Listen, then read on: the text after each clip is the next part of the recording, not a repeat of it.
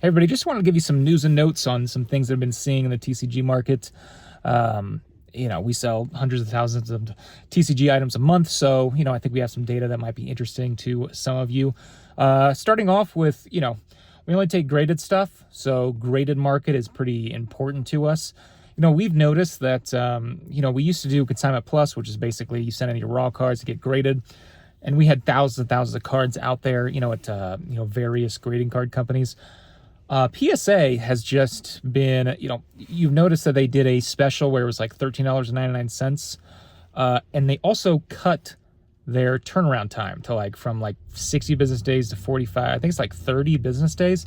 So not only are they lowering the price, but they're doing quicker turnaround times, which tells you that they are just really rolling through all of these graded items. And are they running out of stuff to grade? I don't know. The monthly reports that show how much PSA grades is still like 1 million every single month. So I'm not really seeing any drop, but they must be seeing something that they need to lower the price and need to lower the turnaround time to get in business, because I'm not sure. It might be, like us, like I've told you before, winter month is always usually kind of like the slower. The January, February, March, even a little bit, is usually slower than compared to the spring, summer, and the end of the year. So maybe they're doing it that, but it's kind of interesting that they're doing that. And we saw quite a few. We usually got back, a handful of submissions every single week, because we would send out every single week submissions.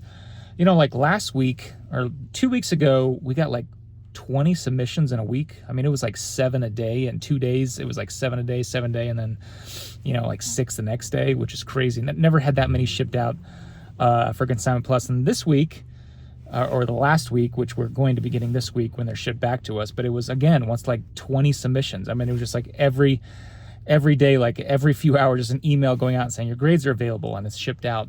So they are definitely cranking through it right now. And so if you want to submit to PSA, I think they're much faster. And if you ever were like worried about, if you're like a quick flipper, right, and it's like, I need to get my cards out, graded, and auctioned immediately, PSA might be that kind of route now. Now, on the flip side, CGC, we have about 2,000-ish cards with them, and for the past, cards from about a month and a half ago to today, they're all in, I think it's not called received, it's whatever it actually is after. It's ready for grading or being prepared for grading, whatever their terminology is. But it's from a month and a half to that the last time we sent it, it's just all in the same stage, which, maybe they're getting another, if you guys remember a few months ago, they got those Omega boxes. They got 250,000 cards from a single person, and then they kind of bumped everybody else so they can get those done. Are they possibly sending in, some, that mystery box people sent another 100, 200,000 cards to CGC, and they're working through those and kind of stopped everybody? It doesn't really make sense that nothing, everything is in the same stage and didn't move for a month and a half. That was kind of strange. But it's starting to, the very first pile from that month and a half, I've noticed in the past couple days, those have been graded and shipped all of a sudden. And it's kind of going in order. So maybe this is just it's just us as a customer, but we have thousands of cards out there and shipped over multiple orders, probably, I don't know, 30, 40 orders, those 2,000 plus cards. So it's not like we just send one package and it's just one data point. So CGC, maybe they're getting back to it, but they're definitely behind. They're actually probably behind PSA in terms of turnaround time right now, which is kind of crazy. I can't remember the last time that actually occurred. So as well as Beckett is just, Beckett is Beckett, right? They'll just get it back to you when they get it back to you. So there's that. As for prices of stuff, seems to be pretty strong. I mean, the vintage stuff, goes for, it seems to be a range, just depends on how, kind of what the auction day is, who's auctioning it. Maybe it's a strong card. I've noticed the past few, you see these kind of big auctions of big cards, like first edition base Charizard, like 9s, and you see them, the ranges are getting much wider, which maybe that means that, it's just a couple data points, but maybe finally they're kind of getting to that point where it's eye appeal actually matters. I think for so long with TCG and Pokemon, whatever, a 9 was a 9. And, you know, there were some people that like knew a 9 really wasn't a 9, but, you know, you'll see, you know, PSA 3 Mickey Mantles that go for $100,000. And there are, you know, it has extremely good eye appeal. And yet PSA 3s usually go for like, you know, 40 or 50 or whatever. It goes for like twice as much. Notice some of the higher end cards, you know, there's kind of a bigger discrepancy, because a strong 9 is much different than a weak 9 on vintage. It just is. So going back to modern though, modern is definitely, it seems to be still in a good place. I mean, some of the stuff that has so many, you know, 5,000, 10,000 the pop, and they're auctioned off like literally every day, multiple times a day, they're still kind of holding a price. Like, for example, Moonbryon, like we sold one at auction for like, it was like 870, and then 910, and then 800 and, I don't know, 850 or something, and 880, I can't remember. It was like in the 800s, and one was 910. And, you know, I never report sales that aren't paid. So I think it was like 2 or 3 that, I think 1 wasn't paid and then 3 weren't. I don't get these auction houses and companies that like consign and they like say like, oh, record sale, and it's like it doesn't actually get paid for. It doesn't count unless it's not paid for. That doesn't count.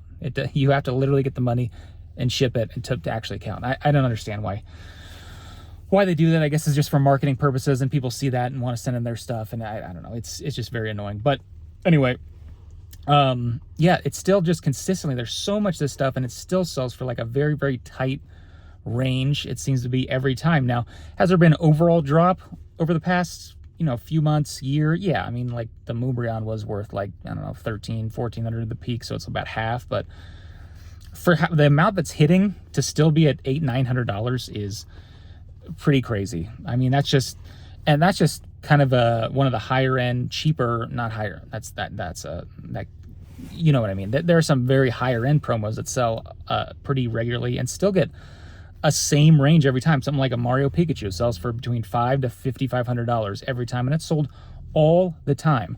Same with like the Luigi Pikachu. Same with the Poncho Pikachus that are thousands and thousands of dollars that sell all the time, that are always sold. It's kind of crazy. It's just, there's so much money out there that's still being spent on this stuff. And yeah, it's just really insane.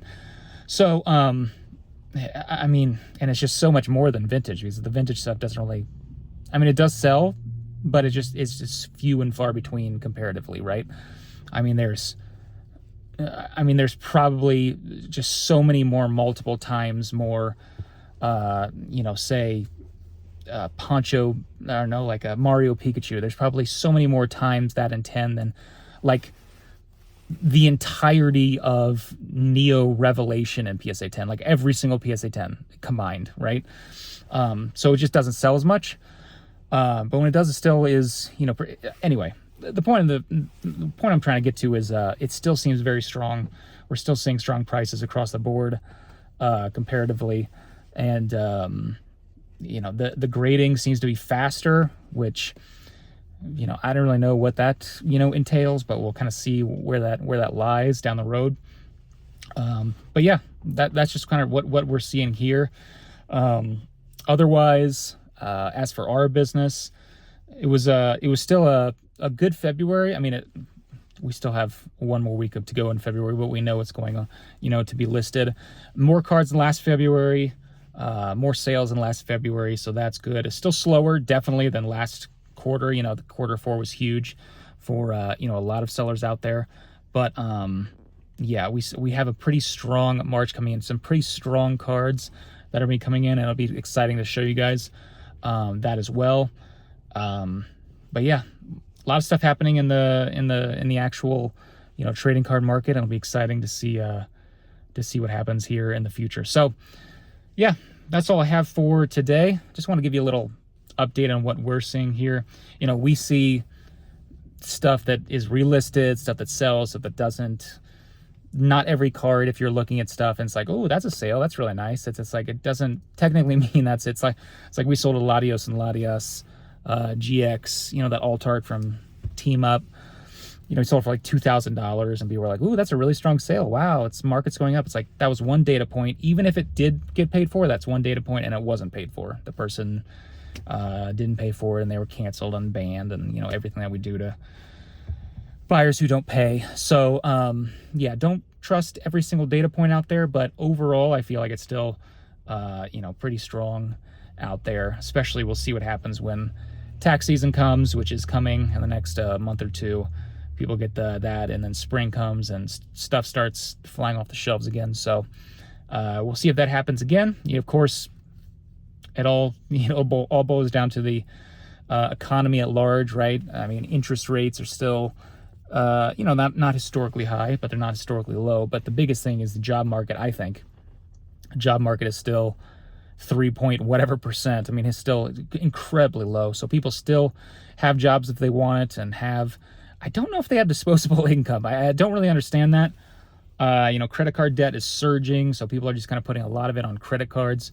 I have not seen a surge in people like canceling or not saying they have money, but there always are those people that will be like, I need to wait till Friday to get the bank account hit because I don't have the money right now. And it's like people are just spending money that they literally don't have.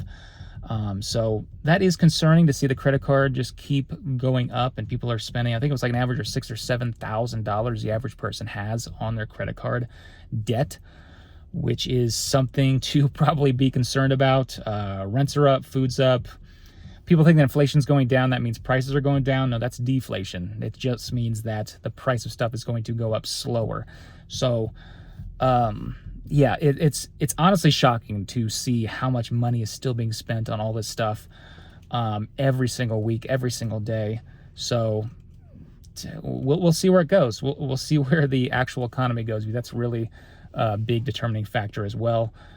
We've seen other assets go up. I mean, like the stock market is at an all-time high.